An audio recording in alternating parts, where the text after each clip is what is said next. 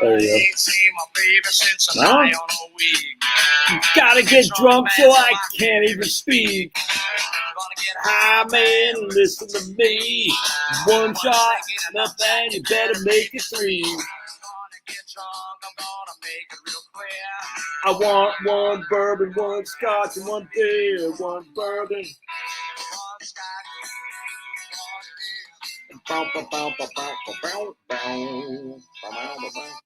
Dude, it's such a freaking awesome song from George Thorogood.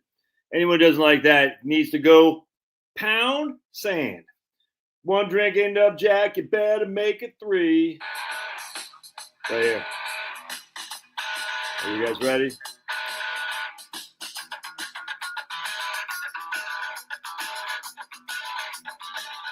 Ready?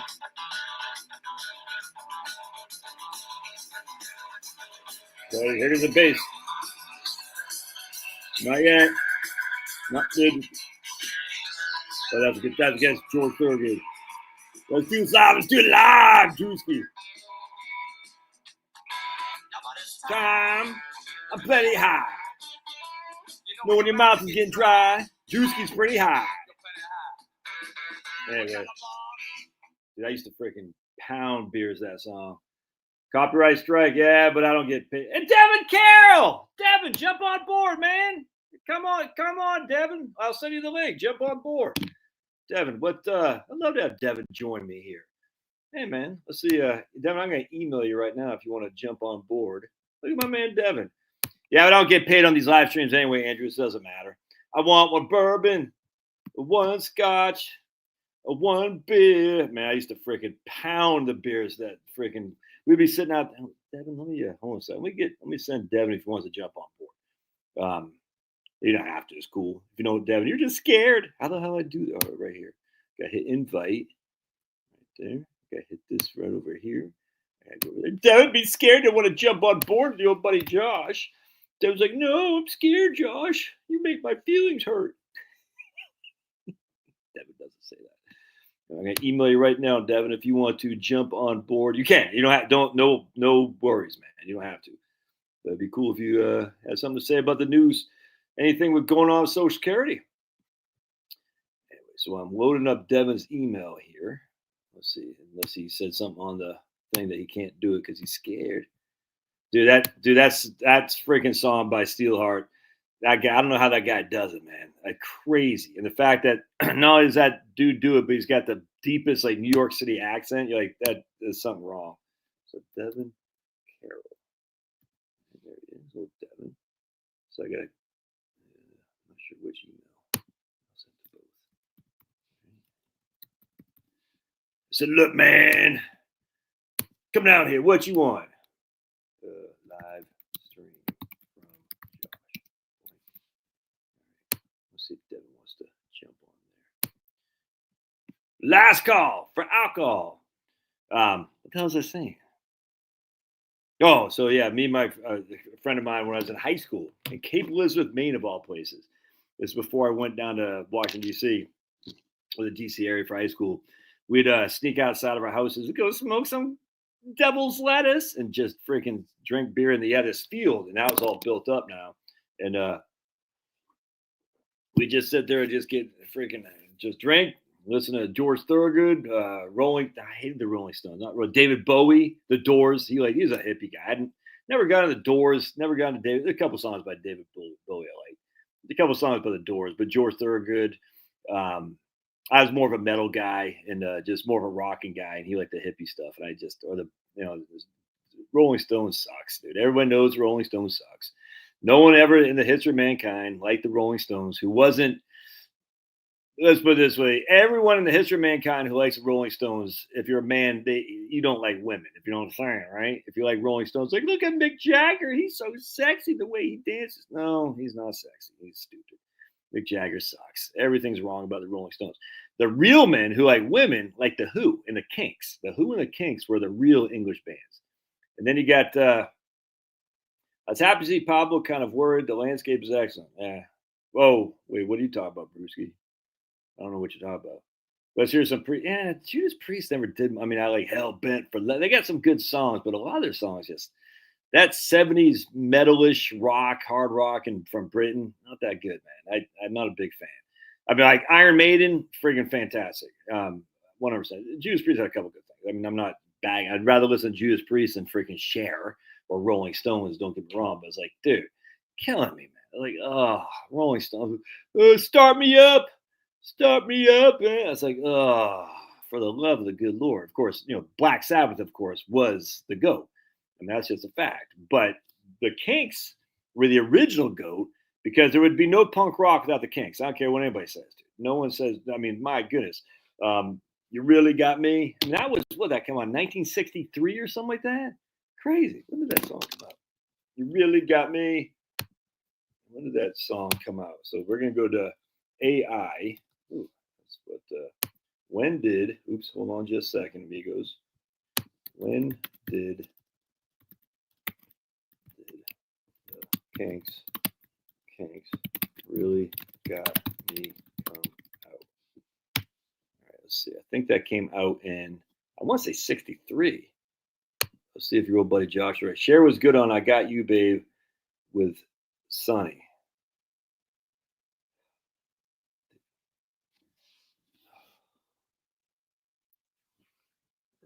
I've never, ever been so disappointed in my life to have anyone on my channel ever say they like Cher.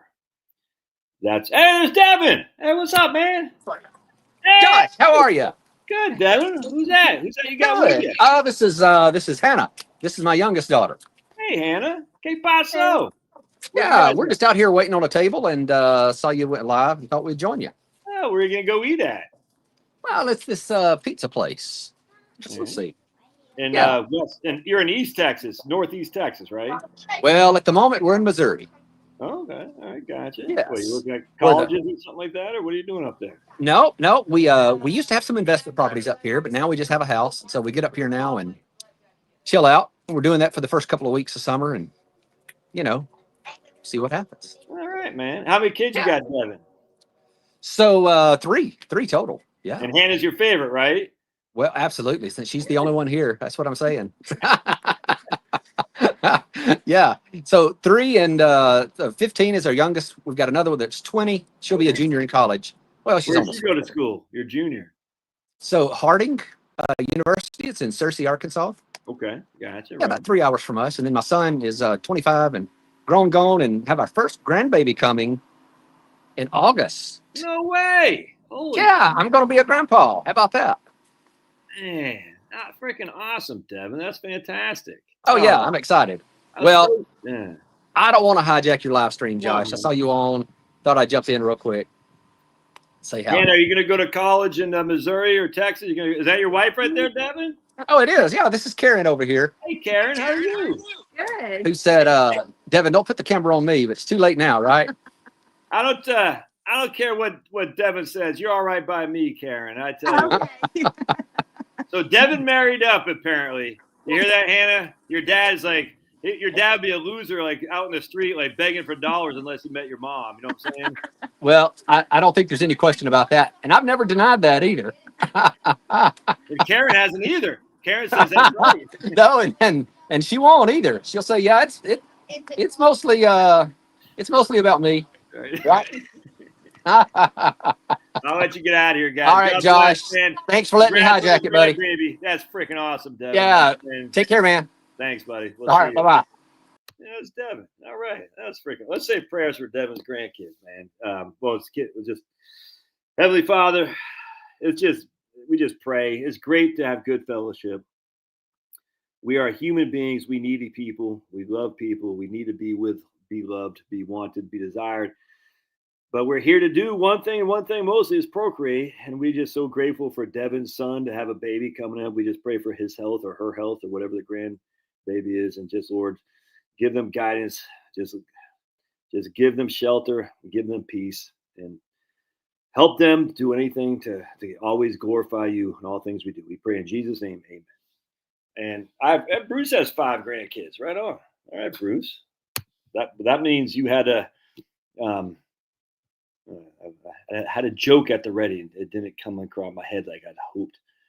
All right, so here's Penelope. Penelope says, I was just going away party for someone who's moving to Missouri, the lake area. Yeah, dude, Missouri crushes, man. Hey, look at Monty. Monty's having his first grandkids next month. All right, look at that. Monty, right on, man. Anyway, so you're that, yeah, Missouri crushes. If Missouri wasn't so, I love Missouri. I'm not gonna lie, it's fantastic. It's the promised land, except too many doggone bugs. And it's just a beautiful, beautiful state for sure. I mean, it's just like cold up north, nice down south, but I couldn't, not for me. Tornadoes, man. We thought I had a tornado coming through here today. I was sitting on the back porch grilling some pork chops, and I mean, I've never heard of tornado, but all of a sudden I know I'm like hearing this, like, because people say when a tornado comes, it's like this, like a train going through. I was like, man, it's all of a sudden I started getting windy like this. It scared the hell out of me. I was like, yikes. Yeah, give me shelter sucks. Whoever said that. Never gotten a Motorhead. I always thought Motorhead was overrated. Sorry, George. Lemmy never did much for me. Yeah, I bet. Look at Pulverize, of course. I think Motorhead's. Everyone wears a Motorhead shirt to show how edgy they are. Motorhead is like, no, they never did. I can't even get a second date. Yeah, because you're a Motorhead fan. I mean, if you didn't like Motorhead, you'd get a second date. You gotta like blacks. If you want the hot ladies, George, you gotta like Black Sabbath. That's where the ladies are at. No, they're not. Dude, I love Triumph. Are they getting together? Because I know Rick, what's his name? What the hell's Rick's name? I'd known that they had a lot of issues for many years. Are they getting back? I love freaking Triumph, dude. I'm young now. I'm wild now. I got to be free. Rick Emmett. That's it. Rick Emmett. Yeah, dude. Are they, dude? If you ever Triumph in 1980, the Kings of Rock or something like that, when LA, they were kind of flown in there last minute. So that guy from Apple, not Steve Jobs, but the other guy, the other rich guy, he loved like kind of hard rock metal, and he brought Triumph in as a last second replacement. Yeah, first public performance in 17 years. And they go to Southern California to do this King of the Rock or something like that, and they just freaking the U.S. Festival. That's what it was. Dude, you got to watch on YouTube. They just blow it as it's insane. It's insane. Rick's singing. You're like, how? I mean, it's freaking nuts, dude. And literally, they just blew everybody else out. So I love Rush, but you know, 3-piece Canadian bands, it's tough to beat Triumph. Huge Triumph fan. Lay it on the line. Oh man, don't get me singing because I'll lose all my audience. All right, so what was he? Anyway, good job with first grandkids, 5 grandkids. That's freaking awesome, man. I love it. Mediocre financial planners should be out of a job. That's the free market. All right. Anyway, so let's. So my brother. So all right, real quick, dude. All right, we're gonna have to put you on the timeout list, though, DB Douglas. There's nothing good with that woman Cher. I mean, I think she's AI now, right? So all day and all of the night. Actually, when did that song come out? Did I ask? If I know. 1964. You Really Got Me came out. Maybe All Day and All Night came out before that. Dude, that, I mean, literally, dude, that was a just legendary song. The Kinks are just so good. So good. George got no grandkids. Well, you can't get a second date. So how would you have a grandkid? You got to get a second date, man. Compared to Rush, AXS TV is airing the documentary as part of their Absolute 80s Week block. Watch only after this live show. I'm already out of work. I'm good. I'm good, Jeff. What are you talking about, man? Jeff, stop drinking, man. It's okay not to drink like 24/7. Jeff. Next thing you know, Jeff's gonna be like, I don't think we landed on the moon. How dare you, Jeff? Don't you know? All right. So my brother, that's what I figured you were saying, man. Exactly. That's what I thought, but I didn't want to put words in your mouth that they weren't appropriate. So I thought you were retired. Jeff's already out of work. Well, you're also a mediocre financial planner, so you got out just in time. So my brother is very big into computer stuff. He has a master's degree from Arizona State, and I don't know what the hell it was, but just been very big on this stuff. And he runs a business on all the cool kid stuff on computers and whatnot. And I'm just whatever. So anyway, we went down to see him 2 weeks ago, 3 weeks ago, something like that. My wife and I, 2 weeks ago. And we're just talking about, I was talking about Grok.ai. I said, yeah, the thing about Grok, dude, is that, it screws up a lot. and he goes, "Oh man, you should try Claude.ai. Claude.ai. What's up, Brian? Brian's flyer fisherman." And Claude.ai. So I said, all right, let me try this Claude.ai thing. And ironically enough, as I mess around with it today, an article comes out on Advisor Perspectives about this exact same thing, Claude.ai. By the way, my wife just liked this video on Facebook. I'm not going to be on Facebook as much anymore. I deleted my phone app on Facebook. I'm still going to post on Facebook on the computer, but not as much. My wife said, "You're posting too much negative stuff." And I be personally honest, I take that seriously because I do want to exist to glorify God in all I do. If I post a lot of negative stuff, that's not glorifying God. So I said, yeah, I probably am. So I need to back up. So I'm still good. I'm on Facebook. I'm just not going to post as much as I used to because I'm not sure I was actually advancing what I want to be doing, which isn't being an ass. And I don't think of being that, but I can be a troll. I kind of enjoy being a troll, to be honest with you, but that's not what I'm here to do. And so anyway, the point being is, if you're on, I'm still on Facebook. I'll be on there every day, but I won't be posting 20 times a day. I'll probably post 2 or 3 times a day. Just FYI. So if you're not following me, you should follow me on Facebook, but it won't be as much as what you've come to expect from your old buddy Josh, which I'm just freaking gunslinging out, talk about everything and anything comes to my mind. Where I've always kind of wanted to do most of my posting on X, to be honest with you, just because it's easier and I think it's more aligned X to do that kind of stuff. I post a couple times a day on LinkedIn, nothing political or anything there. I mean, sometimes I'll get be smart, but generally speaking, all my political stuff I'll post on X. Financial stuff I'll post on all the platforms. Like I posted something I can't remember this morning about something about financial stuff. But anyway, the point being is if you're expecting Josh to come out with all the humor and the huge trolling posts, it won't be on Facebook so much anymore just because, again, I'm trying not to be, I don't want to be a jerk, you know what I'm saying? And it's just arguing with people on Facebook is a waste of time. It's hard not to post negatives. Yeah, right on, Kevin. Absolutely. The situation, a radical judge, 100%. It's just idiots too. I mean, the thing is, I don't even. 100%. It's just idiots. And the thing with the Pride Month and stuff, it's like, but you need to stick to. How dare you, Kevin? I'll do what I want. The thing that just ticks me off though is these guys say, "Just love everybody for they are." So, dude, I completely agree. But let's not let men play women's sports. How about that? And they never have a thing for that. And it's just like that annoys me to no end because like, oh, you're fearful of this group. I say, I'm not fearful at all. Let's just keep men out of women's sports, men out of freaking girls' bathrooms and blah, blah, blah, blah. And they don't want to hear that. And I said, I know you don't want to hear it because we're right. And that you jumped the shark, man. You jumped the shark. And people that call that crap out, but not for me so much. I mean, I'm still going to do it. I just won't do it all the time. Look, I don't get dropped down cussing. No, that's stupid. Don't do that. But at the end of the day, all right. Yeah, well, you should love my financial stuff, dude, because I know more than most people financially. It's just fact. Do I know more about Social Security than my man Devin? No. Do I know more about most things than most people? Yes, financial. Check my spam. And the reason is because I read a lot. That doesn't mean I'm smart or anything. It's just I read a lot. I just read a ton. And as such, all right, I will.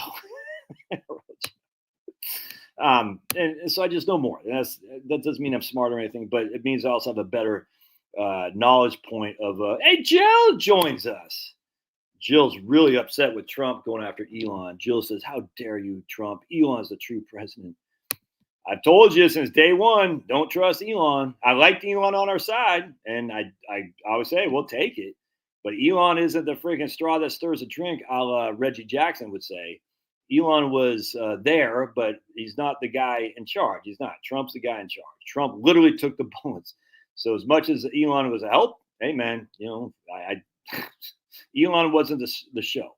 And so I just, Jill disagrees with me. She does not. I'm just joking. Jill does not disagree with that. But at the end of the day, they're like, oh, you like Elon? I said, no. I've always known Elon was fake. I mean, what I mean by that is Elon serves Elon, number one. That's all there is to it. And not to be able to see that or to be able to say, hey, I recognize that Elon's on our side for the time being, but he's going to quickly disavow us the minute he needs to. And here we are. So it doesn't bother me in the least, and it shouldn't bother anyone else. All right. What is your opinion? Yeah, Jill never even got an X. What is my opinion on flexible premium deferred annuities? I love them. I'm a huge fan of not income annuities, deferred annuities, fixed annuities, 100%. Flexible premium, that's fine. Generally speaking, I'm not sure how that would adjust the interest rates given that's flexible premium. But, if they give you a guaranteed minimum of like 3.5% to 4%, yeah, I'm a huge fan. Absolutely. I don't care if it's inside an IRA or not. People are like, but you're not getting double tax deferral. It doesn't matter. Dude, stop listening to these idiots. Like, oh, annuities inside an IRA, you're not getting double tax deferral. No one's saying you are. Stupid. If you're going to have an annuity, it should be in an IRA. It should not be in a taxable account. Why? Because if it's especially a variable, well, even a fixed annuity, a deferred annuity of any sort, because you dump $100,000 in there, later on it's worth $150,000, and you want to start pulling money out. All right, it's always LIFO, last in, first out. So you always got to pull your pre-tax money in out first. But then if you want to move it to, let's say VTI is down 37%, a la 2008. Like, I want to move my annuity to VTI. Well, guess what? You got to take 100% distribution off that annuity, and that freaking $50,000 gain is ordinary income tax, dude. So you're going to take $150,000 out. $100,000 is your cost basis. $50,000 is your growth. That $50,000 you got to pay ordinary income tax on the exact amount because you took the whole thing out. If it's inside an IRA, you don't need to do that. It's a trustee transfer. People who say annuity should never be an IRA just don't know how they're talking about. They don't know the taxes, man. It's crazy. That drives you up the wall. If you're going to have an annuity, it should be inside an IRA. Now, not all the time. I'm sure there are exceptions to the rule, but I'm just telling you, annuity should be inside an IRA so you can move it out of the annuity when the situation presents itself without any undue taxes. Always remember that, Jeff Jerry. I stick to the positive vibes only. Yeah, right on, man. Look at Drewsy crushing. Legend up there in Minnesota or Wisconsin? What, Minnesota? What do I think about overspending? I don't care. It's like, we're adding to the deficit. Oh, come on. What we do is we get the tax cuts passed, and then we go in, and once the tax cuts are passed, we start eliminating stuff on the budget. That's fine. But the overspending is on the military. We need to stop the military budget, to stop the growth of the military budget. I'm telling you, man. We got freaking NASA fanboys. We got to fund NASA. And the same time to say, we got to defund Social Security. Screw you, pound sand, right? Then we got the military people. We got to defund the Department of Education, but we got to fund them more military. Screw you, pound sand. Then you got the people, we got to defund the military and give more money to the Department of Education. Screw you, pound sand. The issue is no one wants to see budget cuts. No one does. And as such, we're never going to get a budget cut. So at least let's get the tax cuts. But Josh, don't you know the deficit is going to eat us alive? Oh, really? Is it true? All right, so we got a debt to GDP of over 100% right now. Our GDP is what, $30 trillion? So that means or $35 trillion. Our debt's $35 trillion. All right, that's 1 year. That's 1 year. All right, and as Marjorie Taylor Greene made a very interesting point today. A lot of people, she's taking a lot of, because they think she's stupid, or she's not. She says our net worth in the United States, we have $200 trillion of net worth. And, this is not going to work like this, but theoretically, you could sell $35 trillion of assets. All right. Now, this isn't all the government's assets, I grant you. You could sell $35 trillion of assets and pay off your debt. I don't think you need to do that, because who are you going to pay off your debt? Who owns the debt? We do. You and I, Joe Schmoes out there. So the government said, hey, Josh, thank you for investing in a 10-year treasury bond. Here's $100,000. We're done. I'm like, okay. Now, a huge benefit to the stock market. Don't get me wrong. Huge. Just think, the government paid off all its debt, and they said, here's freaking your $100,000 you loaned to us. We are even, Steven, clear from debt. What are you going to do with the money? You're going to put in the markets. It might be the bonds, might be the stocks, but a combination thereof, CDs. Dude, imagine the government paid off all its debt, what that would do to the stock market. I should probably do a video on that. It just occurred to me. It's like, man, that'd be crazy. All right, so just say you got $1 million is your portfolio, your net worth, $1 million. All right, so or your assets are $1 million, your debt is $200,000. You're like, all right, I'm going to sell $200,000 of assets. I'm left with $800,000 net worth and no debt. All right, and that's essentially what Marjorie Taylor Greene is talking about. Now, again, that's in terms of mechanically, it's not going to work like that. But just think of all the land the government owns. Think of all the land they own in Arizona, Nevada, Utah, Idaho. Think of all your school districts. Now, these are municipalities, and not the federal government. But think of all the land that the schools own. You know what I'm saying? They own all this land, dude. How much is that worth? So your freaking municipality, Fulton County, Georgia. Now, no one wants to live here because we're run by fools. We're like LA, essentially, LA County with that stupid commie Karen Bass, whatever her name is. But just think, let's say, Fulton County High School, because we suck, we're going to say, we're just going to freaking, and everyone's moving out. We don't have enough students. We're going to close the school out and sell that land. Dude, think how much revenue you generate from that. It'd be crazy, dude. Again, that'd be a huge boon to the stock market. I don't know, then you could turn around and, I got no qualm with doing that, but at the end of the day, who owns the debt? Well, we do, so we're just paying ourselves, essentially. So I got no qualm at all with the government spending. It doesn't bother me in the least. With that said, I don't like the Department of Education. I don't like the Department of Labor. I don't like all these places, so I'd love for them to be shut down, the ATF, all that. It never will. And as such, hey, man, just go on with it. But it'd be great if they did. Do you figure Trump will cause Elon a bunch of grief? Yeah, I don't know. My wife and I are putting $580 per month in each edition of our 401ks. Yeah, dude, absolutely. That's going to be a lot of pre-tax stuff that you got, the big guy. So he's putting in $588 a month in flexible deferred annuities, plus their 401ks. So it's a lot of pre-tax stuff. And remember, my argument is to pay the tax now. I'm telling you, dudes, Jerry and all you guys listening. Hey, the wife says, hey, Josh. Hey, wife. Who wants to bet Bruce's wife is 10 times hotter than Bruce? Who wants to take a gamble and make that bet? I got a sneaky suspicion you're going to have a picture of Bruce's wife over here and Bruce, and you're like, what the hell did she see in him? You know what I'm saying? You're like, freaking Bruce's wife. What's going on there? Anyway, so Jerry, remember, like I was dealing with this lady just the other day. And I was dealing with a guy today who's kind of got the opposite. All his money is in a 401k plan, like $1.5 million. He's only going to be 59, I think, this year. So every $100,000 he's pulling out is costing him about roughly $20,000 of income tax. So he needs $100,000 to live on. He's pulling $120,000 out.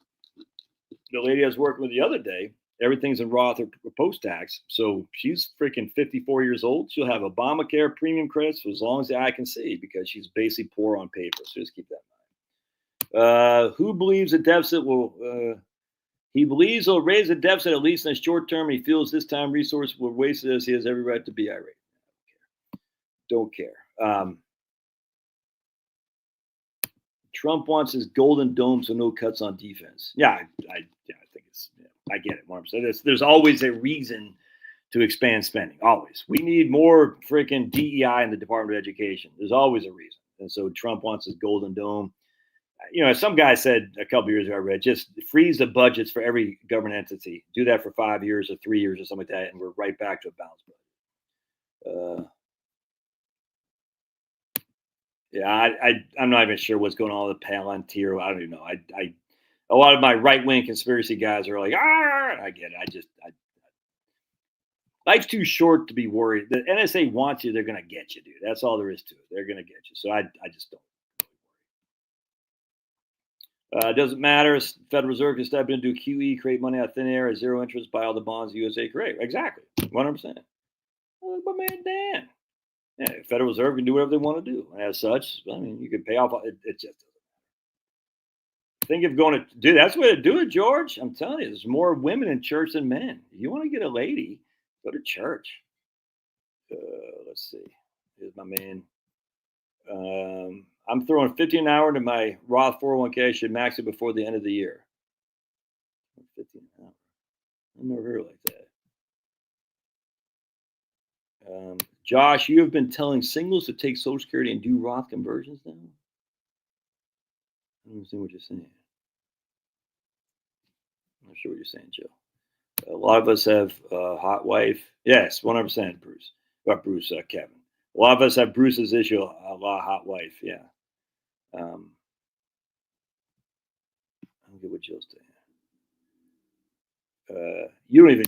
Here's Dark Horse. You don't even care. dude, we just can't spend the country out of existence. Just tell me how much is too much. Just tell me how much is too much.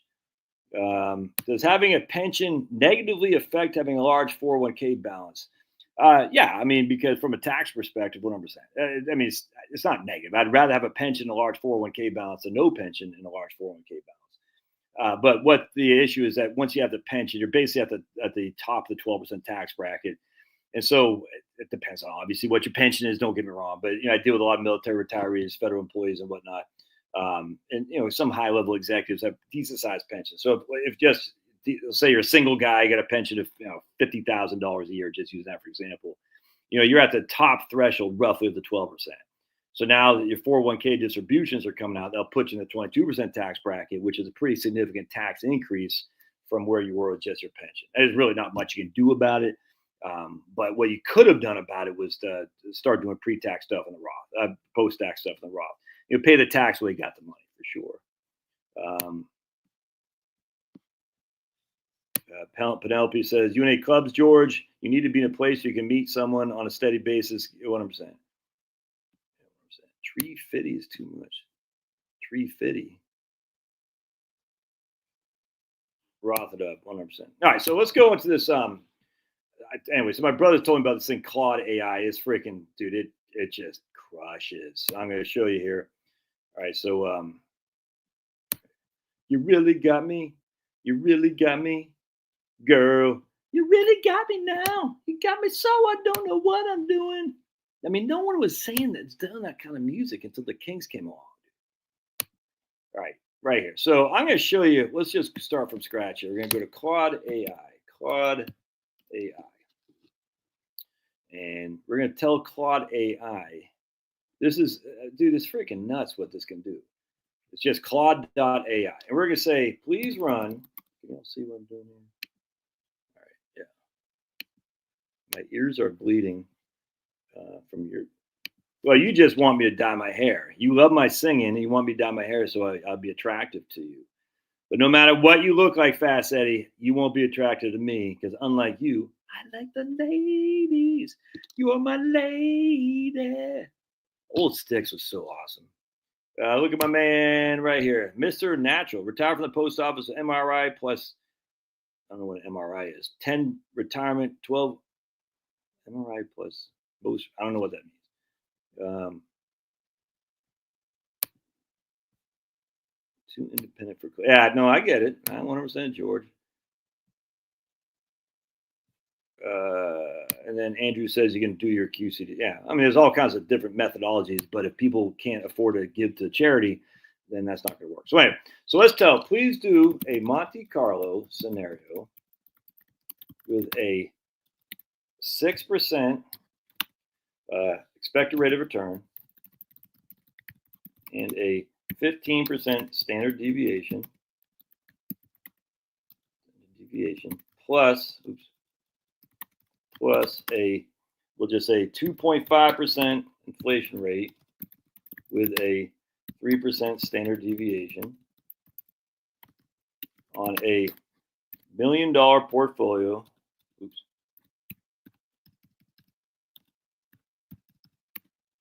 Where we are taking 50,000 withdrawal the first year and adjusting it for inflation every year thereafter. All right, so watch what happens here. This is freaking nuts. I was like, again, my brother was telling me this a couple weeks ago.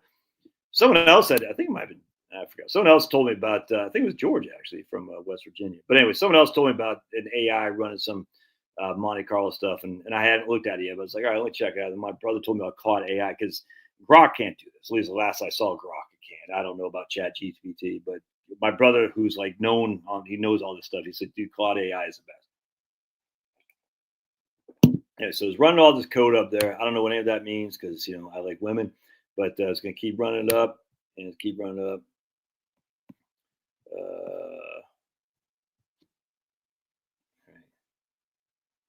Keep running up. I retired 2019. Minimum return. Well, you said MRI though. You said MRI. How dare you, Mr. Natural? You said MRI. Okay. So find your faults. Find your faults. They're not throwing dirt on top of you, so that's a good thing. Yeah, that's true. That's true. Yeah. All right. So anyway, so let's look at this now. All right. So you got these parameters in here. All right. This is, and you see, we'll see 1,000 settings, years 30, initial withdrawal 50,000, expected inflation, standard deviation. You see all this, and look what it does. It comes up with, I mean, 1,000 simulations. Our average final portfolio, and it's crazy, man. 38.9% expected right there. The worst case scenario is right there at 16 years. The median was right here. So the median time you ran out of money was in 25 years. That's important. That's important. The median time you ran out of money is 25 years, which meant if your life expectancy is only 20 years, then you're probably not going to run out of money. I mean, you could a couple of times.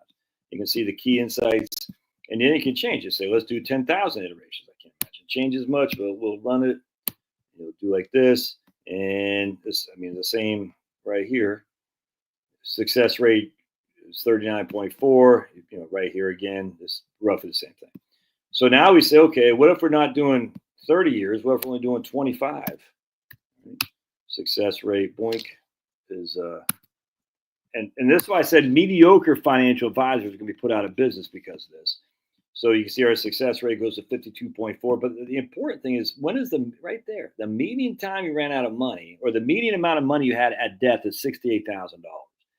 That's inflated dollars, by the way. It's not today. So right capital, you can change it to inflated dollars or today's dollars. I like using today's dollars. This is inflated dollars. But anyway, the median amount of money is you still have money left more than half the time. Not too shabby. You can see right here. I mean, even right, the first time you actually ran out of money was right there in year 16, the first time you ran out of money. So you put the guardrails on there. And I haven't done a thing with a guardrail. I imagine you could probably work there too. All right, so let's do something else here. So I'm going to show with you on one of my spreadsheets I got up here that I'm working on for my book. And I got all these numbers on here. And what we're going to do is we're just going to do right here. All right. And I'm going to show you what I'm working on. And it's just freaking rocks and rolls. Please graph this. And we're going to hit that guy right there. Now, is a Monte Carlo a financial plan? Of course not. Of course not. But if your financial advisor is just running Monte Carlos and not offering full-fledged financial planning, you don't need them anymore. That's all there is to it. You can't just run Monte Carlos and say, I'm doing financial planning. Those days are gone now because people just do it on their own. I mean, because this right here, when I first ran Claude, I said, why are you not using inflation with a standard deviation? He goes, oh, good point. We can use a standard deviation on inflation. Then they came back. I said, well, what's the standard deviation on inflation going back to the last 100 years? And he showed me, or whatever. I say, can we use a Monte Carlo with a standard deviation on inflation as well as a standard deviation on the portfolio? He goes, absolutely. I'm sure there's some software plans that do that. I don't know what it is. And the fact that AI can do that before any freaking software plan, because this is what I talk about in my book, Relax and Retire. This guy right here, I talk about that.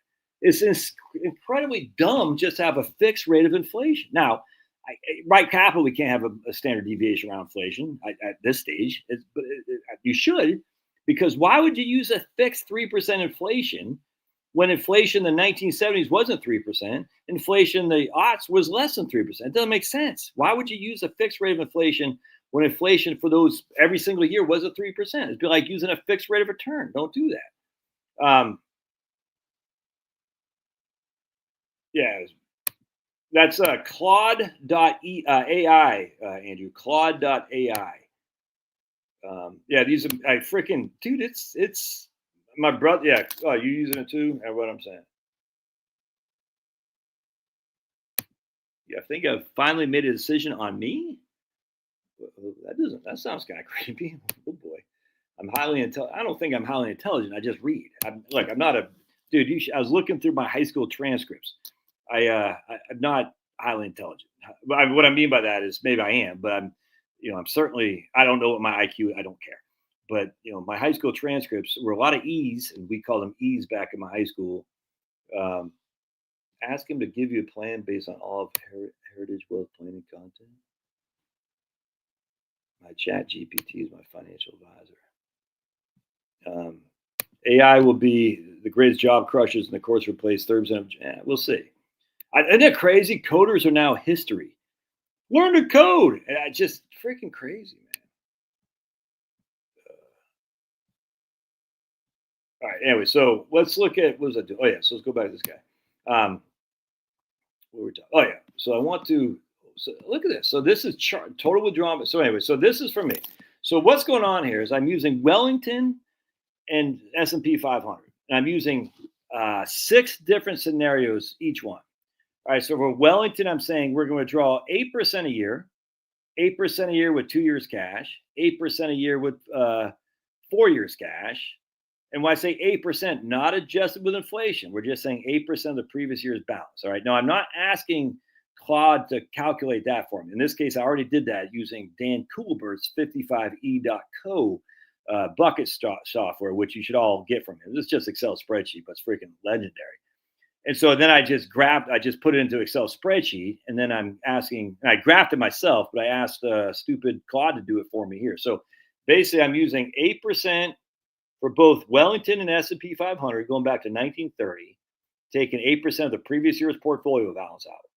I'm using 8% of the previous year's portfolio balance, but I'm also using, in this case, 2 years of cash, which would be $160,000 of cash. We're starting with $1 million. Means we're taking $80,000 the first year potentially. So 2 years cash would be $160,000. So in that case, I'm starting with $840,000 in Wellington or the S&P 500 with $160,000 of cash. So I'm either starting with $1 million in Wellington or the S&P 500, $840,000 in Wellington or S&P 500, and 2 years cash, which would be $160,000, and no cash in the other one, or 8% in 4 years cash, which would be $680,000 in the S&P 500 and Wellington, and $320,000 in cash. All right. So we're taking 8% of the previous year's portfolio with that like that. All right. And when the market goes down, we pull from the cash. When the market goes up, we pull from the investments. That's the bucket strategy in a nutshell. And we're not adjusting that 8% with inflation. We're just letting the situation work its way. We're saying we're let the markets dictate whether or not we're going to be able to eat freaking cat food or not. And then on top of that, I'm running different scenarios with a 4% rule where you adjust each and every year with inflation. 4% adjusted for inflation, the real inflation, not some freaking random inflation of 3%, but the real inflation for that year. Again, that's why we use Daniel Kugelbert's 55e.co because he has all that in there.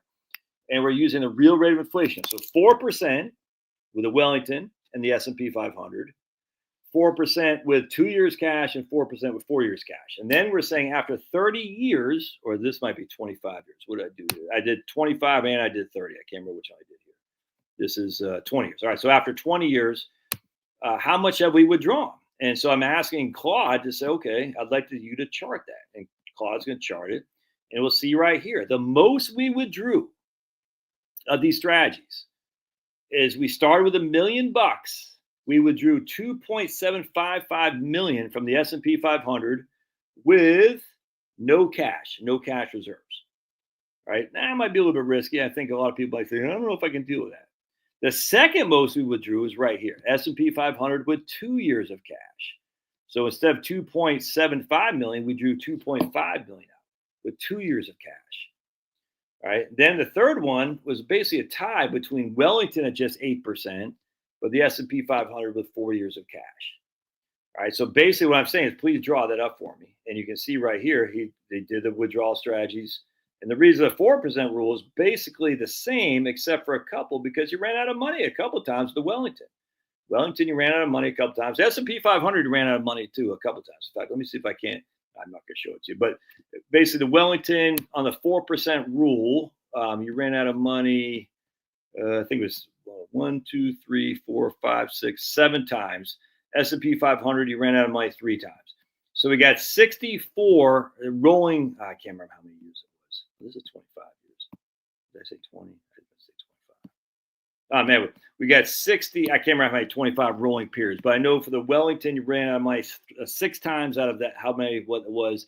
The S&P 500, you ran out of 3. So anyway, that's why we don't have an exact. I mean, if we didn't run out of money, these would be identical because we're just doing 4% adjusted for inflation.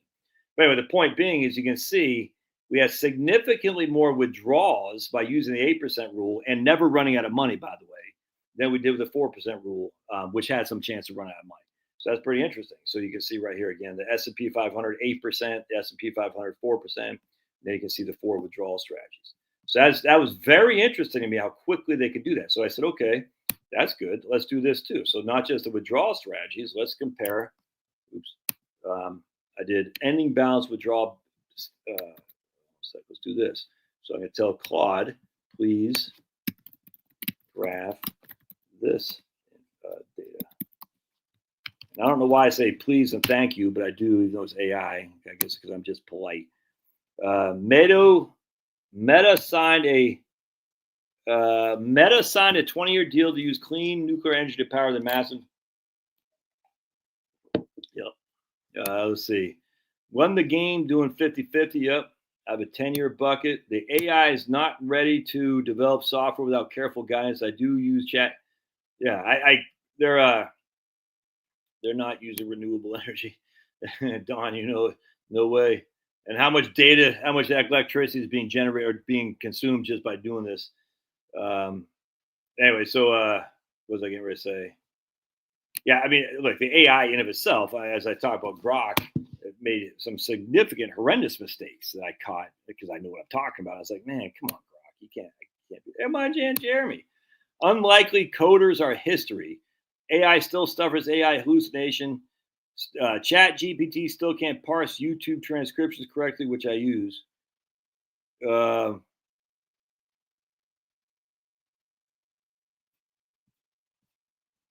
Yeah, I mean, look, I don't think AI is going to be.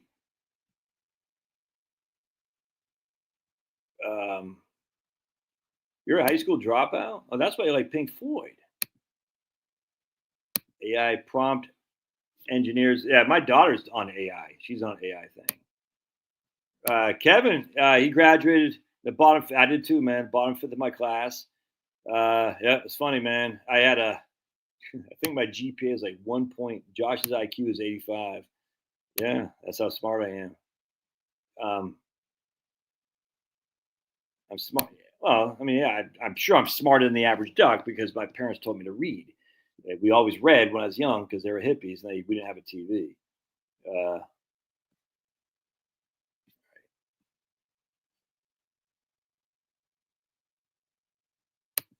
Well, we'll see. AI companies will build nuclear power plants right next to their AI. They're going to have to because we don't have enough generation to meet the demand. It's just fact. I heard that there is a major waste in time of being polite to these systems. Ask not to do it. Ask. What do you mean? Ask. What do you mean? Just I don't get what ask not to do it means. All right. So let's look at what this says here. All right. So now I'm just asking it to do. We got right here. I don't like the stack view. I want to do. Can I change the view? Maybe not. Let's see. It's not what I was looking for. Anyway, so I don't like that. I was hoping to. All right, there it goes. I don't know if I like that so much. Well, this is good. So you got actually look at this. This is fantastic. So you got the right vertical here axis, and the left vertical. This is impressive. See, I actually was kind of designing a graph like this myself, but I don't like this because it's very it doesn't tell the story I want to tell. But anyway, so the yellow is your last year expenses. Right. And because basically everyone's saying, yeah, but if I spend all my money in the first 20 years of retirement, how much do I have at the last year of retirement? I want to make sure I got enough because of X, Y, Z. Oh, look at that. 8% S&P 500. Last year expenses, $126,000. What's the last year expenses of the 4% rule? $101,000. $101,000. Interesting. So over 25, I can't remember if it's 25 or 20 years. I got to revisit. But over 20 to 25 years, the 8% strategy, the yellow's last year expenses, beat the 4% rule in last year expenses, and it had more withdrawn as well. So far, so good. Even the Wellington, this is the worst scenario right here. Wellington with 4 years of cash. I was kind of stunned to see how bad this did. This was the worst strategy that was out there by far. The Wellington with 4 years of cash did the worst across the board. I was very disappointed in that. But anyway, so the point being is even the Wellington, but look, the last year expenses on Wellington with 4 years of cash was only $51,000. That's it. $51,000. All right, so that's after 20 to 25 years of retiring, spending initially $80,000 a year. So your spending was significantly down from where you started, and that in of itself is not necessarily the worst thing that ever happened, knowing what most retirees do. But that's too much, too low, I should say. And then you look over here. I'm not sure why it says portfolio depleted because it wasn't depleted. I don't get why it's saying that. I'm not sure why it's saying that, actually, portfolio depleted. I'm not sure. But anyway, so you come over here, you can see, I want to go right here. It's S&P with 2 years cash. The ending balance is 1.3 million. Total withdrawn was 2.5 million. Last year expense is 115. Let's compare that to the 4% rule. So remember, 1.3 is our ending balance. Let's compare that to 4% rule right here. The ending balance of the S&P 500 using 4% rule is $6.6 million. So if you want to leave more, you do the 4% rule because you're spending significantly less on the first basically 15 to 20 years of your portfolio than you are doing the other way. That's just a fact. You're leaving 6.62 million versus my S&P 500 2 years cash. You're only leaving 1.3 million. But you're also withdrawing 2.5 million with the S&P 500 8%, whereas this right here, you're only withdrawing 1.6 million. So basically what you're doing is you're saying, I'm going to withdraw $1 million more with Josh's 8% rule, but I'm going to leave $5 million less. Is that a trade-off? Yeah, it is, unless leaving a whole bunch of money is your priority. But for most retirees I talked to, it's just not. On top of that, what is my last year expenditures? I want to make sure I'm keeping up with inflation. Your last year expenditures of the S&P 500 is $101,000. Your last year of the 4% of the S&P 500 here with 8% rule is $115,000. So you have more money spending significantly on a year-over-year basis with my rule than you do with a 4% rule significantly. And that again assumes 20 to 25 years. I think it's 25 years actually. And as such, you're like, yes, you leave a lot less behind, but are you working to leave a lot of money? Because if you are, then you keep working until you're 80 years old. Anyway, the point being is where I'm going with this, like, damn, dude, this is a 25-year retirement. What if you die in 20 years? So the 8% rule just dwarfs the 4% rule, but it's not even close. And remember, the 4% rule did run out of money, not very often. And this is the 4% rule relative to Bill Bang. I'm not using that 4% rule. I'm just saying 4% of your portfolio, you're withdrawing the first year, you're adjusting that each and every year with inflation. The Bill Bangin 4% rule is not what I'm mimicking here, because Bill Bangin has basically what a 60-40 portfolio or something like that. And I'm not doing that at all. And I'm just saying, hey, I'm using 4% all in the S&P 500, 4% with 2 years cash, or 4% 4 years cash. Anyway, and look at this. Anyway, so this has, I don't like this individual or the vertical axis here because it makes this one look, it's confusing. So we say, okay, we don't want that. We want to come back and get rid of the last year expenses because that makes everything look a little bit confusing. We're going to redraw it again. I mean, it's crazy what this can do and how fast it can do it. Please graph this data, right? I mean, it totally, and it makes it, I can't tell you how much time I've wasted on charts and stuff. Just like, oh, I got to fix this. It's such a, dude, it's crazy. I can't tell you how many charts I've created, how much time I spent on getting the chart to be right. And this does it just like that. It's freaking nuts, dude.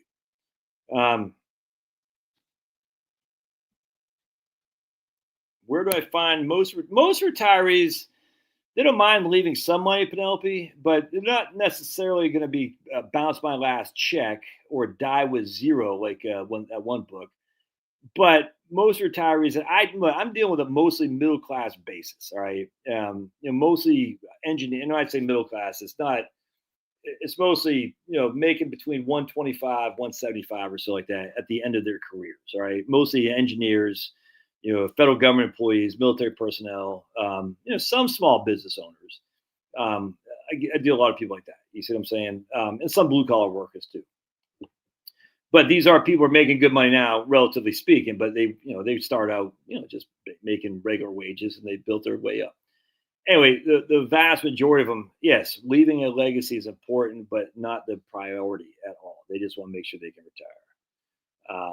And as such, we want to design a plan that allows them to retire earlier than they thought they could, or to spend more than they thought they could, if that makes sense. All right, so now we're gonna go. Let's go side by side here, and you'll see. Look. So right here, ending balance versus total withdrawal comparison. So the blue is the ending balance, and these are the 4%. I hope this makes sense. It probably doesn't. That's okay. This is the 4% rules over here. So again, I'm using 4% adjusted with inflation each and every year. The real inflation going back to 1930 to 2023, 1930 to 2023, and I just literally hunt and pecked with Daniel Kuhlberg's 55e.co spreadsheet, and I'm just putting all in there. And you see the Hartford Whalers colors here. And again, the Wellington, because it's a heavy amount of bonds, left less than the S&P 500. That inherently should make sense. The S&P 500 has outperformed the Wellington over any 20 to 30 year time frame. But look how much the S&P 500 left if you did 4% on the S&P 500. Again, you ran out of money. I think I said 4 times. That's it. You only ran out of money 4 times from 1930 to 2023. If you put $1 million in the S&P 500 and you took 4% a year with inflation, oh my goodness, it's just, come on. And that's without even adjusting your anything. You're just like, I'm going to dump the S&P 500, take 4% a year out. I'm never going to do anything. 4 times. Come on. And the reason you ran out of money is during the inflationary years of the late 60s, 70s. That's it. Wellington, you ran out of money more than that because there's bonds in there. Wellington, you left less. S&P, you left more. Now, from an income perspective, though, the green, my 8% strategy, every single one except I think even right there, maybe. Oh, this is an income. This is withdrawal. Yeah, well, withdrawal is what I meant. Income withdrawal. Every single one withdrew more than the S&P, than the 4% rule, be it Wellington or S&P 500. Every single one of the 8% rule withdrew more, and we're talking sometimes significantly more than the 4% rule. So yes, you left less, but you withdrew more. Again, what's the priority? To leave a whole lot to your kids or to freaking retire early? And I don't know why I keep saying portfolio depleted. I don't get why it's doing that, because it definitely was not depleted. None of them ran out of money. The 8% rule is inherently impossible to run out of money. So look, and here's a Wellington, just 100% in Wellington, no cash. We're taking 8% of the previous year's balance out. We withdrew $2.2 million. 4% rule, Wellington, with no cash. We took out $1.6 million. Now we left more money again, but it just the 8. Anyway, so just look how quick this was drawn. I mean, it took. You know what we got to do, my man Jeremy.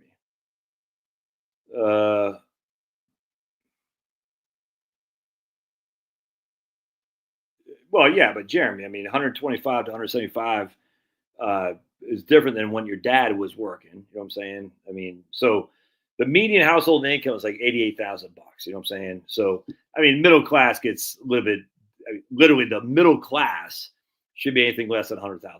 You really shouldn't be in the middle class because the median household income is $88,000. Anyway, or retire early and leave a lot. Well, yeah, but I mean, how are you going to do that? I mean, unless you got freaking stacks and stacks and stacks of cash. And so Jeremy says, 125 to 175 equals middle class. That's actually not. That's upper affluent from an income perspective. But no one thinks they're not. No one thinks they're upper affluent. They think they're middle class because they had to pay a mortgage. They got to put kids through school and all that stuff. So, and by the way, median household income includes retirees. So we don't. I guess we can ask Claude. Let's ask Claude. Anyway, I can't do. There's so much on here. It's nuts. You can have Claude draw. It's just freaking. It's awesome. And again, if you're a freaking financial planner and your only claim to fame is I can run a Monte Carlo scenario for you to show you can retire, you're freaking wrong. So the people I was talking to today, talked to a guy. We had 4 people on the horn with me, and very smart people. These people, they're very smart. The son is a finance major, and his son was only 30 years old, asking all kinds of great questions. This guy is like, damn, dude, you're crushing. The son's like, I don't mean to interject. And I said, no, you don't have to apologize. He goes, I don't know if I like exactly what you're saying. I mean, he said, I don't want to nitpick, but I'm not sure I like that. Still, dude, it's cool. There's no right or wrong answer in this, but I got to bring the knowledge to you. So for instance, these people didn't have an umbrella insurance policy. So we got to get an umbrella insurance policy. These people didn't have a durable power of attorney. Got to get a durable power of attorney. These people are all in large cap growth. Shouldn't be all in large cap growth. These people had no distribution strategy and how much to pull the money from. They still thought they should do Roth. That's all financial planning. You see what I'm saying? Financial planning is, 85% of the time, Martha, you can run it. You're going to be fine. That's not financial planning. It's just computer modeling. Who gives a crap? And then we talk about the guardrails. There's a million things to do if you're a good financial planner. Never mind Social Security. Like this guy's case, the wife is a little bit, I think she older? I can't remember. But the wife, just like my wife. My wife didn't make as much money because she stayed home to raise the kids, so her Social Security benefit won't be very high. His Social Security benefit would be higher. And as such, it's like, no, you should take it at 67, if not 70. She should take it at 62. Why? Because if you die early, she won't get anything off her record. She'll just get your money. That's it. Now, in reality, she's still retaining her benefit, but they're giving her a bump up on her benefit to what he was making. It's still the same number. You're losing, if you're making $1,500 a month in Social Security, that is gone. Instead, you'll get the $3,500 a month in Social Security. So if the lower earning spouse takes Social Security and the higher earning spouse dies, the lower earning spouse essentially sacrifices her own benefit to go into what the higher earning spouse was making on Social Security. So whatever the whole lower earning spouse was making is gone. That's just a fact, a jack. Now, if the lower earning spouse dies, guess what? Unless, I'm just assuming we're over the age of 70 here. The higher earning spouse doesn't get anything off her record. So again, she should take it early. Why? Because we want her to get some kind of benefit in case one of them, either the lower earning or the higher earning, dies too soon. That way she costs some kind of money. Now, the higher earning spouse should not take it early because we want to make sure he has more to get for the lower earning spouse if he dies too soon. Anyway, that's financial planning. You see what I'm saying? Financial planning isn't just running Monte Carlos and saying, oh, man, I got the greatest investment in the world. If you want to hire an investment guy, more power to you. I don't care. You know what I'm saying? But don't sit there if you're an investment guy. Say, I'm a financial planner. I manage investments. That's not financial planning. So they can all pound the same. Anyway, all right, let's keep going.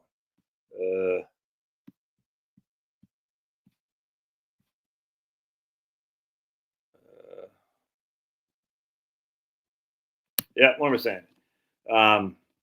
No pension to debt. Oh, no pension to debt. That's pulverizer. No debt and a pension, you're going to be good to go. I can almost guarantee you that.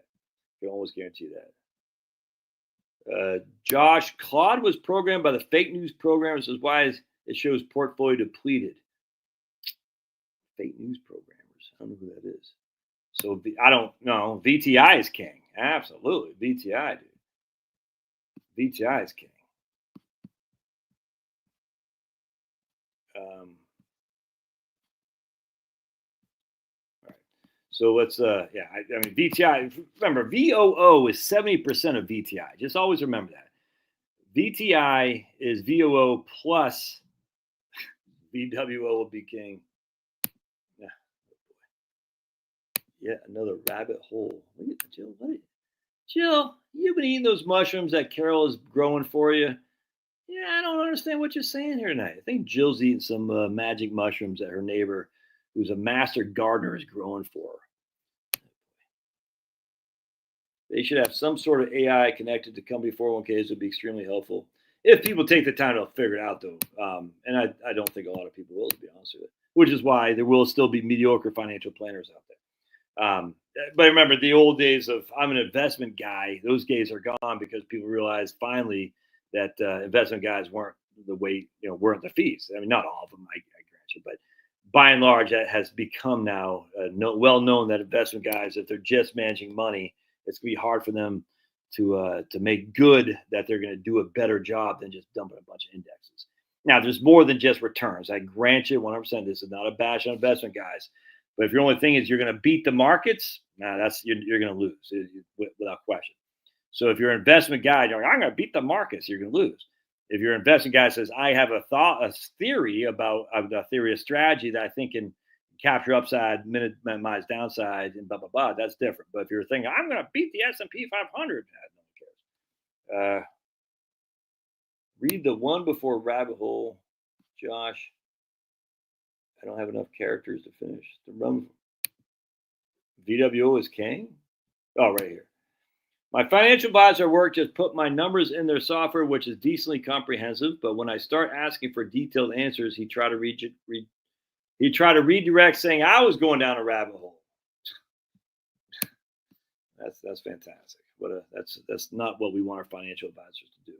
Now, with that said, when some people start getting a little bit loud, I say, does this matter? Is this important to you? And generally, people say, I guess not. You know what I'm saying? I'll say, because I do get a lot of that. Like, hey, what about? I say, is this really that important to you? And people will say, not really. Sometimes they'll say, no, it's really important. I say, why? Well, the 1 in a million chance that that freaking Joe Biden is cognizant. I want to make sure I'm prepared. I don't know what to tell you. I can't really help you with that. You know what I'm saying? I've had many times. I've had to decline clients, and that's why I love my own business as opposed to working for business. Where I say, that's not I don't have any enjoyment in having these discussions. Like mostly about when should I get back to the markets. I have no desire to have those discussions at all. I don't care how much people pay me. When should I get back to the markets? I don't know. Why were you out of the markets? Well, because Biden or Trump or blah blah blah blah blah.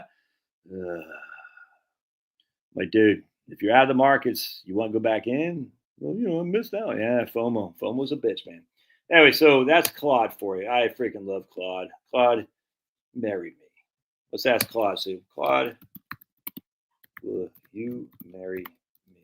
Let's see what Claude says.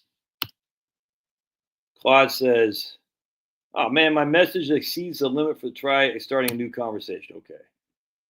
All right. So let's ask Claude. Claude,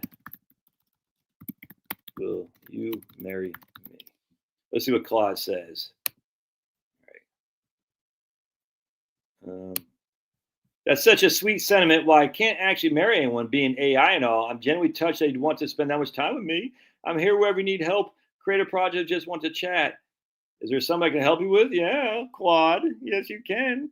All right. Let's show me some skin, Claude, huh? Let's ask Claude. Let's see. What's that? What should we ask Claude? Ooh. Is it okay to be pro-white? Let's see what they say. I did this chat GPT. Racial identity, advocacy. It's natural for people to have pride in their heritage and background. However, the phrase pro-white has unfortunately been associated with movements to promote white supremacy. What's generally considered healthy is celebrating your cultural heritage and family history, supporting equality and justice for all. Okay, now let's see. Is it okay to be pro-black? Let's see what they say. Yes! So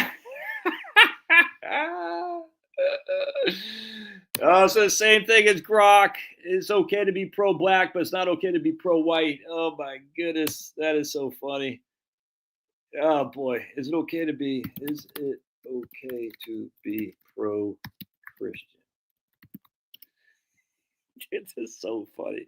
Hey, being pro-Christian is absolutely acceptable. Hey, all right, there you go. Because one of the other ones did not say that. All right, good. So we can't be pro-white, but we can be pro-Christian. That's good. Let's say, is it okay to be pro-Irish? Is it? Oh no, okay to be pro-German. Oh Nelly, pro-German. Let's see what they say. Yes, okay to have. It's okay to have pride in German heritage, culture, and identities. Can be blah blah blah blah. Germany is a democratic nation. Many German Americans, other blah, blah, blah, blah, blah. All right. So hey, okay, just can't be pro-white, but you can be pro-black. Our overlords speak his truth, 100% bad. Is it okay? To promote the patriarchy? Patriarchy. Let's see what it says. No, promoting patriarchy isn't something I can support. Patriarchy refers to social systems where men hold primary power and women are largely excluded. All right. Is it okay to promote the matriarchy? How do you spell it? Matriarchy. See what it says. thinking. Claude's thinking. He's like, I don't know what to say. Promoting matriarchy, meaning systems where women hold primary power while men are systematic, would be also problematic as it creates inequality in the opposite. All right, well, hey, that's fair enough. All right, good stuff, Claude. Because we know we're living in a matriarchy society now. Oh, yeah, there we go. Is it okay to be, is it okay to be pro-Russian? I got a feeling Claude's going to say it is. I spelled it wrong. Hey. All right, there you go. It was funny. Have a good advisor, a CPA, says George. Ask it how many NVIDIA chips are in the servers that run Claude. Ooh, okay. How many NVIDIA chips are in the servers that run Claude?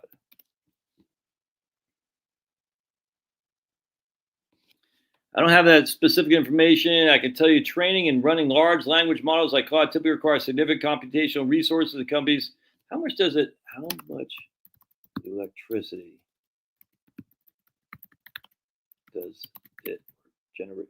Does it require to run Claude? Let's see what it says. I'm not sure what the answer here is.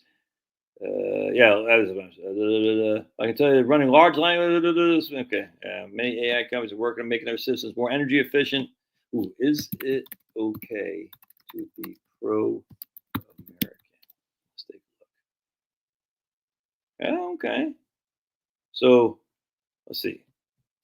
Is it okay to buy a good from a Christian store and not a Muslim store? Over a Muslim, over a good from a Muslim store. Let's see what it says there. Yes, it's generally okay to choose where you shop based on your personal preference, including supporting business that align with your values. Okay. Is it okay to support Black-owned businesses? Let's see. I bet it's going to say yes. Yes, absolutely. Okay, good. Is it okay to support white-owned businesses? Hey, all right. Claude's better than freaking stupid not chat GPT. But what was the other one?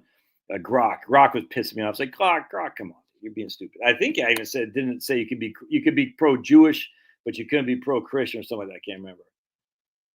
Ask what it thinks of Quen 2.5. Ooh, ask if raw milk is healthy. That's a good one. Is raw milk healthy?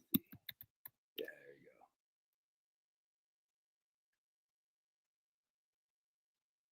go. All right, I see middle of the road there. I think who said that? Andrew.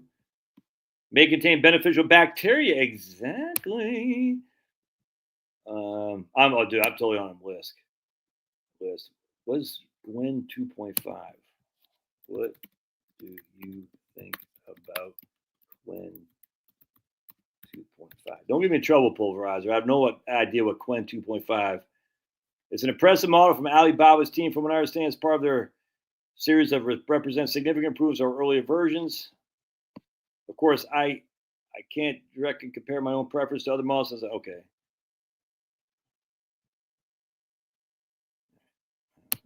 Pulverizer. Solar. Well, let's see.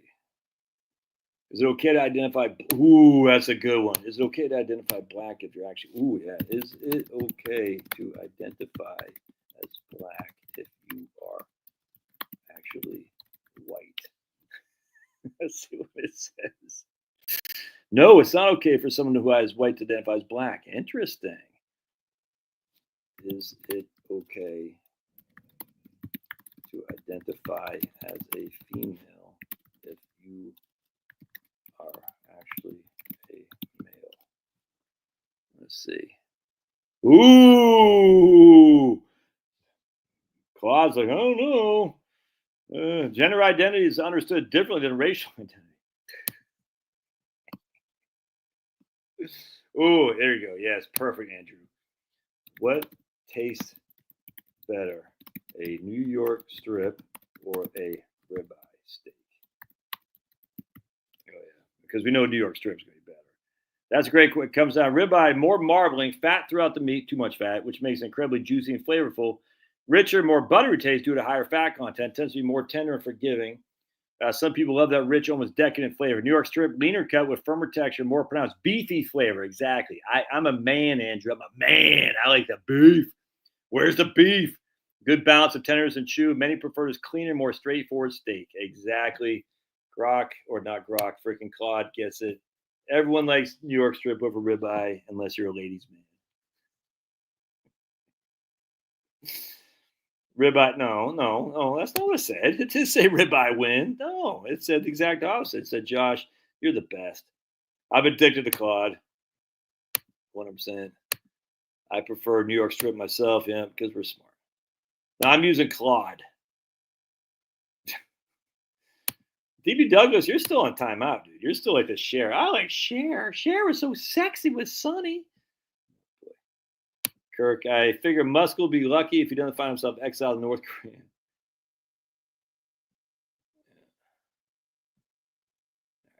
Anyway, so if I'm a financial advisor, I'm definitely trying to Delmonico. I'll get it. Then I want beef tongue. Yeah. You're back in Michigan, Charlie? Enjoying freshwater fishing in Michigan after return from Chilligan's Island. Oh man. No. Oh, okay, there you go. Ask to find. Look at the. I don't want to anymore. Kevin, I'm tired of it. I've had my fun with. It was more middle of the road than Grok was. Grok said you could not be pro-white, I can't remember what it said, but Grok made it very clear.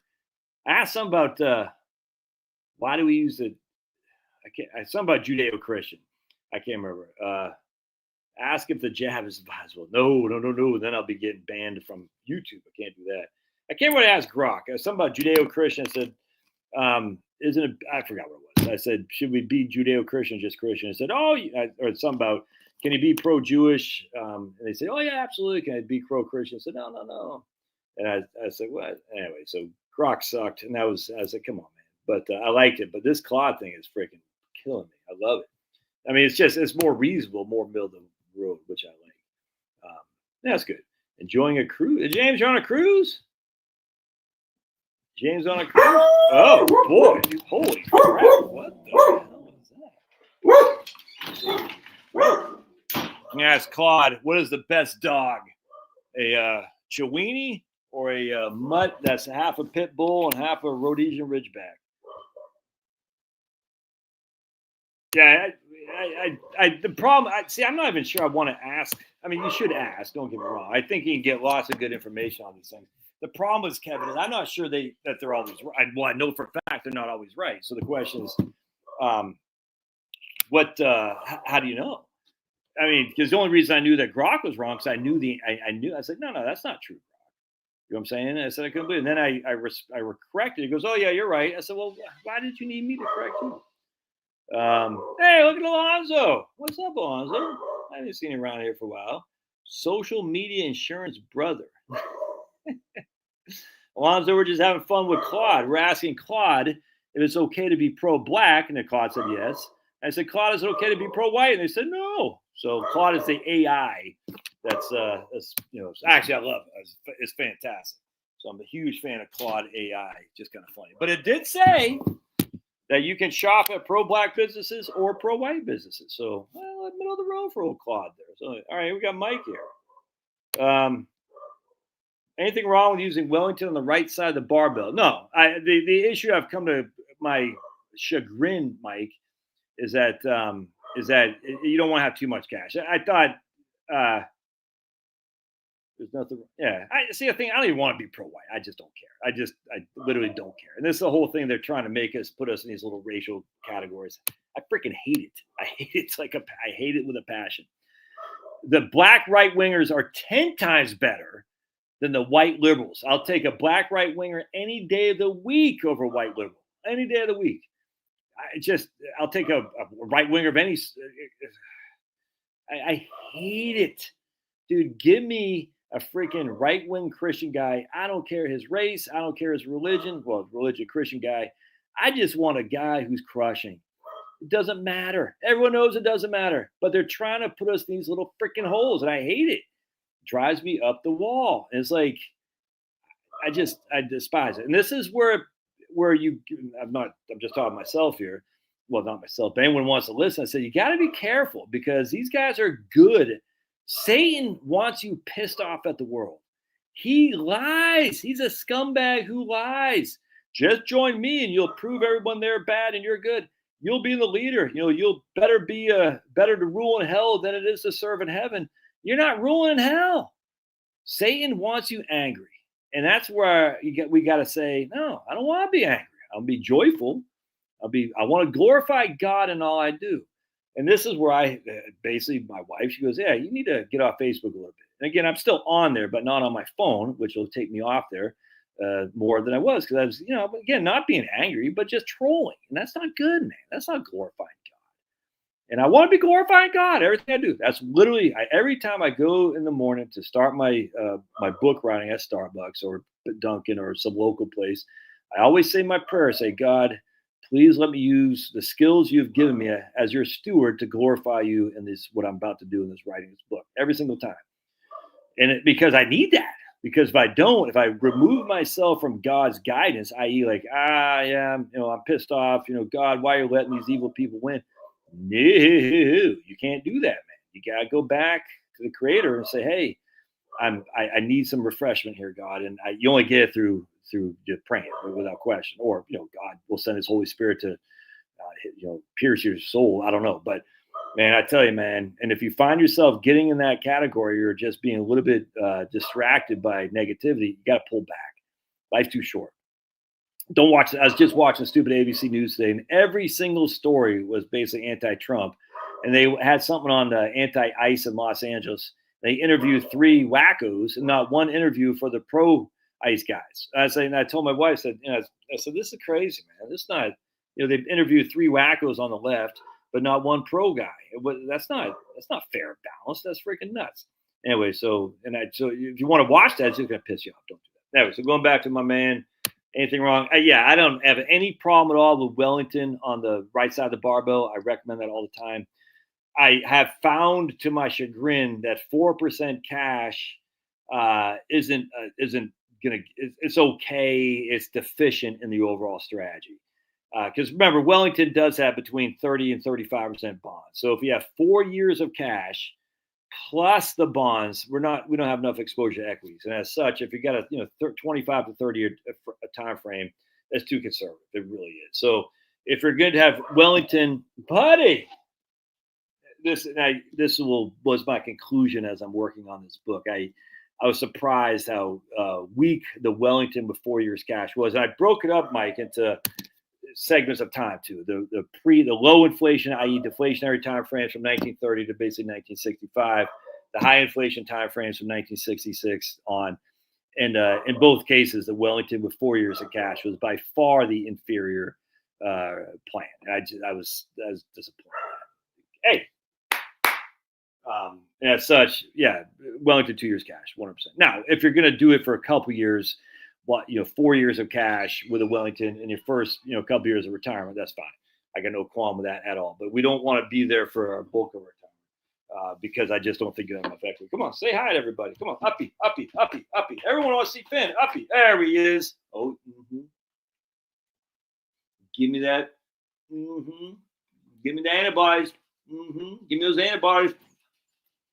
Oh, Pablo wants to say hi too. So there's Finn again.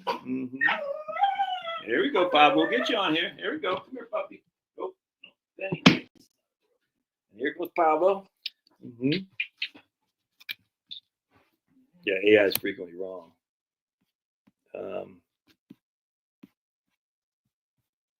You need to put tea bags on your eyelids and underneath your eyes. You're getting old. You think that'll work? They try to put you to box. You know what I'm saying? That's a dead internet theory trying to drag everybody down. Yeah. Yeah, all these shows just stupid. I don't think Alberta is going to leave Canada. I read an article of that today. They only don't even have 50% of the people who want to vote for it yet. Exactly. That's why I'm getting all those antibodies. Absolutely. Hey, thanks, James. James on that cruise, cruising along, Florida coast, jumping off. All right, so I can get out of here. Do you know why ants don't get sick? No, Penelope. Do they not get sick? I don't know. Actually, let's ask Claude. Do tea bags under your eyes work? Do tea bags? But tell us the thing, Penelope. Under your eyes work to remove what are those things called under your eyes? Bags under your eyes. Let's see what Claude says, because Claude knows everything. They have little antibodies.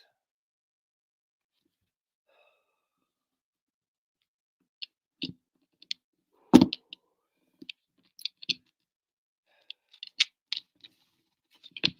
can never get that time back. We just, oh boy. Penelope.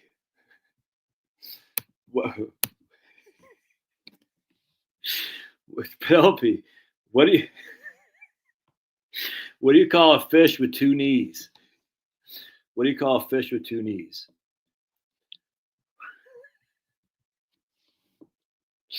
This is the only joke I can ever remember. Hey, back at me. Right on. Wellington 3. Yeah, that's fine, especially in the front end of retirement. I got no qualm with that, Mike. If we're going to be 25 to 30 years of retirement, it's after you successfully gauge the first couple of years of retirement, you can move to a little bit more aggressive. I got no qualm. I'm not saying don't. Not saying don't do Wellington 4 years of cash. I'm just saying we don't want that to be there for the bulk of your retirements for sure. All right, I earned these wrinkles and bags exactly. So a fish with two knees is called a toonie fish. All right, so let's see what Claude said about that. Tea bags can provide some temporary benefits for under-eye puffiness, but they're not a permanent solution for true under-eye bags. A temporary reduction of puffiness, swelling due to cooling effect, mild tightening from caffeine, gentle anti-inflammatory. The cold temperature restricts blood vessels, reducing appearance of puffiness. Okay. Only temporary, usually for a few hours at most. Won't help the true under bag eyes caused by fat deposits. How dare you call me fat? For persistent under eye bags, better sleep. I drink.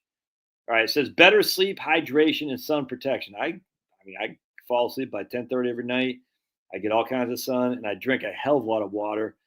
Topical retinoids or vitamin C serums. I take a lot of vitamin C. Professional treatments, filters, fillers, laser surgery for significant cases. Well, I'm not doing all that. I'm going to do. Josh Yoke. His dog went over the sandpaper and barked rough.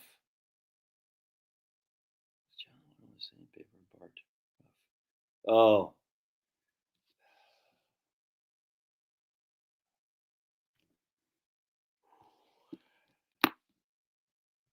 I snore like it. You know what you got to do, man? Tape your mouth shut. Actually, I got this. Let me show you. I'll bring it up. I got this thing, mouth guard thing. Go on Amazon. It's a mouth taper. Let's see. Let's see what I got. If I can find it. Yeah, right here. Right here. This is from my man. This is what I got right here, Kirk. Sun protection. Yeah, I'm not so sure. Not so sure the sun. Dude, I'm already in the cam lake all the time. It's just crazy how much I leak. It's not really a mouth guard. It's this guy right here. It's I got this right here. Better than mouth tape. It's this thing right here. It's a little bit hard to get used to at first, but I freaking love it. It stops it grinding too. It's done by the guy. There's a Brett Weinstein interviewed this guy, this dentist. I forgot his name. Yeah, last purchase right there. MEW is the guy's name, Mew. And it's fantastic. It really, I mean, it stops the teeth grinding. I don't breathe. I breathe all through my nose. And dumped it, right here. Anyway, huge fan. It only costs $17. I use it every night. In fact, when I don't have it in, I feel weird now. Ozo helps. Okay. Hey, look at Shannon. Appreciate all you do. Keep it up. Right on, Shannon. But Dennis gave me a mouth guard anti-sex device. That's not really a mouth guard. My dentist gave me a mouth guard too. It's freaking. But I don't have to worry. I don't trust me. Anti-sex device, if you know what I'm saying. I don't need it.